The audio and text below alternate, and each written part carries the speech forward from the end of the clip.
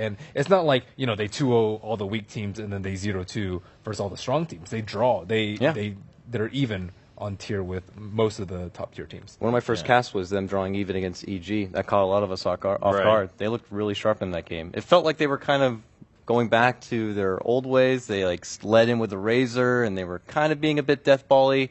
Really surprised that EG kind of got thrown off by that, and it was a nice little rematch to see from last year in the upper bracket. But they got that win, and they continue to pull out little draws. And in best of ones, there is no second game to make a comeback. Yeah, that's very true. And we have a couple highlights here just to take a look at Newbie's latest games. I believe this one coming up from Newbie versus Empire. But as we talk about that, Newbie, they will be going up against Vici Gaming. So Winter, Vici Gaming on the other side, also maybe a little bit surprising in their results. Some people expected them to be a lot more dominant. What are your thoughts on that? I think they looked really lost in the last two games yesterday against CDAC. Lost to 0-2 to CDAC, and their draft sometimes didn't feel as natural. I feel like there are a few disagreements between the teammates when they are picking the heroes. Just a gut feeling, from the way they were picking the heroes. There wasn't a lot of synergy together, and they didn't play very well. I was expecting things to be much better when they swapped their drafters back to FY, but apparently not. They are still having problems within the team itself. They're not playing as a unit as well. And yeah, I think in general their draft and team play is not very good in the group stages. And as we were seeing in that clip, of course, Newbie, just being on point with when they, their split-second decisions, and they say, actually, we can just turn this around. We thought we were going to back off, but we're just going to turn around, end the game right there, win the fight, wipe Empire, and go onward. So Newbie versus Vici, it basically sounds like Newbie's still kind of on the rise, and Vici not so much. They're being halted a little bit in Group B. Would you say that Newbie's coming in a lot more confident into this matchup? I would think so if they've been watching a lot of these games, and I agree with Winter. Something seems a bit off. I almost put Vici Gaming with Empire. These aren't the teams that I've been watching throughout the whole Dota season. They've been pretty dominant. They've been performing very sharp, crisp gameplay, but I don't know what's happening. Ice doesn't seem to be able to really explore. He'll put out a Brood game here and there, which is nice, but he's been doing a lot of Tusk games, and that's just not like the Ice I've come to know. Something a bit spicy, and he's doing stuff back in the day, dropping items in front of his opponents, kind of showing them that he's got their number, but I haven't really seen that so far this tournament. And for Empire, it's kind of the same story. They're more trying to be uniform, push, aggressive, raw style, and that tenacity doesn't really seem to be there. They need to light that fire. Yeah, you were just talking about it because it's interesting because when Cinderin sits here in the very beginning, he was really excited about Empire on day one. He was like, I'm so excited to watch their games. Didn't pan out. Let's quickly talk about Empire. They're not coming up here on our stream right now for a match, but what is it about Empire? Do you think that's just what happens when they come to TI? They're just not going to perform well in the early stages, or what happened? Because a lot of people were very excited about Empire. They're like, yes, this is their chance to finally prove all those other haters that they're going to move onward and they're going to show a strong showing at TI5. Only they know that. It's easy to kind of think like that because of what happened even last year with them. But I know they can do well on LAN. I saw them firsthand do well at Star Ladder Season 11 on LAN. They performed well, given it was in front of probably more of a hometown crowd. But I don't know. I guess maybe when you come into something like TI, it's definitely a whole different level, and maybe if you don't have the best day one, then your team starts butting heads a bit. Who knows? I'd be very interested. It might have something to do with their players being very young. They might have actually have a team that has the average age of the players are much younger. I think Aloha is 17 years old. Yeah. Yeah, and the rest of the players they're not familiar, apart from Always Wanna Fly and Silent. I think they're the two oldest players in the team. So it might have to do with something like they're expecting too much. The expectations are really high. And under pressure, the younger players sometimes, especially Resolution, we were talking about his Storm a lot. He seems to be it's one of his best heroes, but he's always jumping, wasting mana, not getting the right jumps for his team. The initiations were not on point.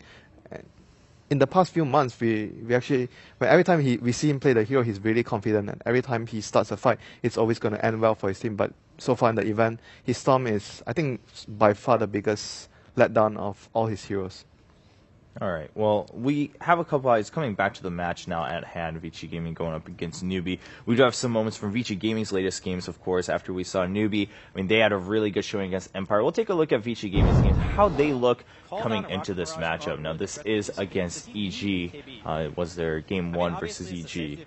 Vici has been pretty volatile. In this best of 2 versus the EG, I also thought they fared very well. They looked very good versus Empire, but then they got 2-0'd by, I think, C-Deck, and yeah, overall there's just something missing from them. I also think for teams like Vici and Empire, they're going to be so much more disappointed if they start off in the lower bracket as opposed to Newbie. It's like, oh, well, we probably thought we were going to be here anyways, and, you know, they have a more happy-go-lucky attitude. And this was a huge turnaround from Vici, where I think this is the one where they jumped the gyro before his team was, jumped the storm before I think his team was ready. And there's like moments of brilliance like that you see from Vici. It's like, oh my gosh, this team is a top 3 team. And we've seen that. DAC, second place, and TI4, second place. And all throughout the year, it seems they were doing well. And then right after DAC, maybe a month or 2 after that period, they just were on a steady decline, and no one actually really knows why. It seems like the patch fits them. Like their drafter certainly is very experienced and confident, and no one exactly knows why. I'm sure they're trying to figure it out themselves. I think it all started when they had the roster change with Black, moving Black, changing from Black to How. They are both very different in their play style. Like Black is more, I feel when he plays, people talk about, okay, he doesn't speak fluent Chinese, but he actually does. I mean, his Chinese is somewhat good. I've spoken Chinese to him before, and people are saying it's much better for the team to have, like, everyone that speaks the same language is very important for them. But after swapping Black for How, it seems like their team play has been deteriorating, and everything somehow hasn't been as good as compared to having Black on the team. Yeah, I mean, Dakota, what are your thoughts? I mean, do you think there's a clear reason why this is happening, or maybe it's just small things here and there that are culminating to Vici Gaming not performing as well as most people might expect? I mean, I agree with Winner. I mean, obviously, you can just kind of throw out there that maybe it was a communication difference. They brought in Hao, who I feel personally has a pretty different play style than Black does, and it's not just being able to communicate verbally, it's being able to communicate with your team through play style in the game, I imagine, as well. And they had to shift that around a bit. Maybe they're not being as innovative as they used to be. It seems like they were caught out in that series against EG. In the other game, I believe, is when EG ran that off-lane Enchantress, and they really took advantage of a team like Vici, where sometimes they could be a bit transparent. They almost baited out the Bounty Hunter in the opening round, and they built around that, so the Bounty Hunter got nothing. Literally nothing. 0 kills, 0 assists. Yeah. It was crazy. So you wouldn't expect a team like Vici to be taken advantage of like that. So that is a bit concerning. Yeah, it's weird to view them taking like the past TI's winner as their new carry as a downgrade. It's not a downgrade. It's side grade. It's just different. I feel like Hao's playstyle is very similar to probably Sylar, and Black is just different. He plays like Invoker and stuff in the safe lane, which we've probably never seen Hao play. And he, like, you know, his Ember, his Razors, his Anti-Mage, those sort of things. And I don't really feel like he like pushes his opponents much like Ice does, and I feel like when they have like pressure in the safe lane, pressure in the off lane, their supports are like more likely to be able to find opportunities. But it just seems like their early game is just completely lacking. FY and Fenrir aren't. I don't know if they lack the opportunity creating skills, or they're just nowhere to be found. But it just seems like their early game is not as strong as it once was.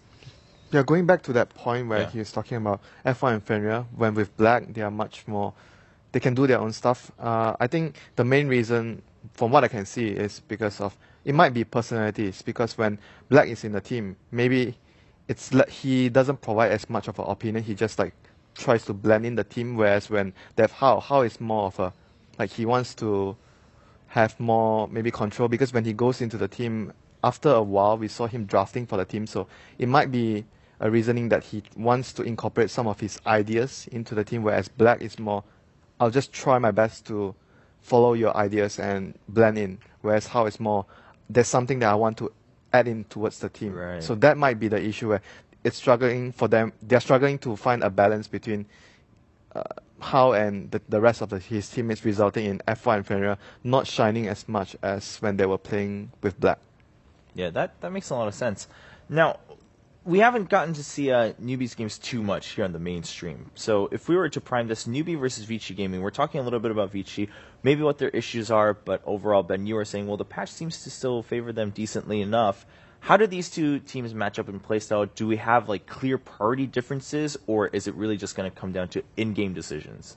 I mean, this is a rematch of last year, Yeah. and at that time, they seemed to be pretty much a mirror match, which team maybe had the better picks and was able to get that ball rolling a bit faster.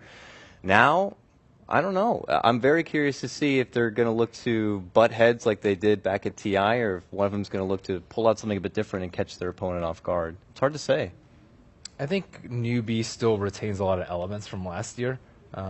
You can see it in the way that they move around, how early they group up, and how early they take objectives together. And even some of the hero picks, I think, are somewhat similar to last year. Whereas Vici, I think they've kind of branched off, and they do it sometimes, but it's usually with a different lineup. They incorporate like Wisp a lot more, which I don't think Newbie has turned to very often at all.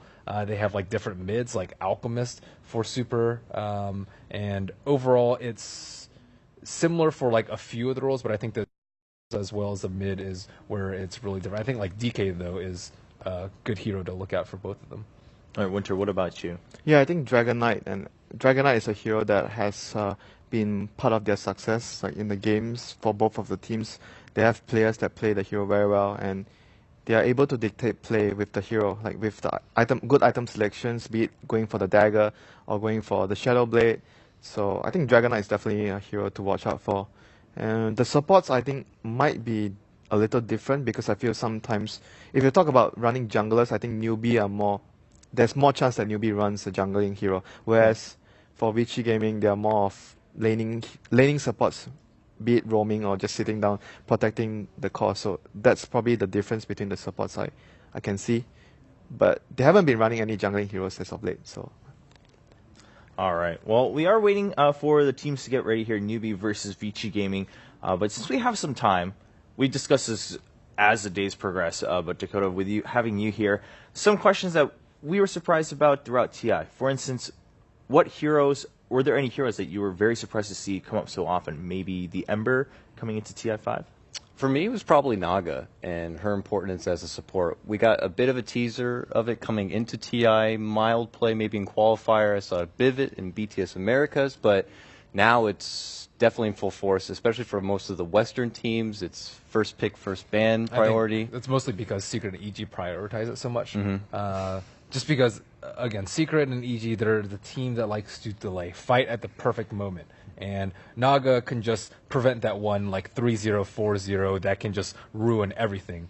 And especially with a lot of teams like running Undying and a lot of teams that like want to force your tower very early, 7 seconds does not sound like a lot, but it's a lot in the grand scheme of things. And I think that it just moves the window from like the 20-minute fight to like a 28-minute fight when Anti-Mage just has like one more item, when he has a Manta to counter the Orchid, for example. And it's just a very nice safeguard. They also play it very offensively. We've seen Naga Siren in dual lanes with Tusk in the off lane, and you would think, okay, 2 melee heroes, they without like a really good stun snowball is decent, but like how are they supposed to do very well versus 2 range supports that might zone them out? But they're actually very tanky. They have a lot of kill potential and a lot of armor, and they can actually farm very well in the lane. You actually can't usually do 2, like a weak carry and a strong support versus those 2 heroes. So I think the flexibility in her, as well as her ability to transition in the late game, like we saw Saniko on Na'Vi with his super farm Naga Siren,